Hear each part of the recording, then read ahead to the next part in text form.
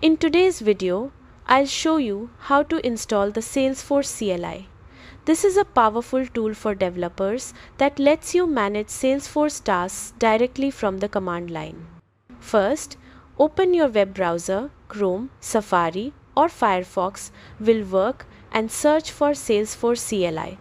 Make sure to go to the official Salesforce download page to keep things safe and up to date. Next, select the installer for your operating system: Windows, Mac, or Linux. For Windows, this will be a .exe file.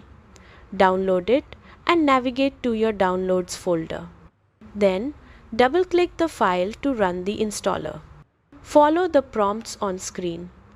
You likely need to accept the license agreement and choose an installation location, which usually defaults to a standard directory. If your system asks for permission to make changes, click Allow to continue.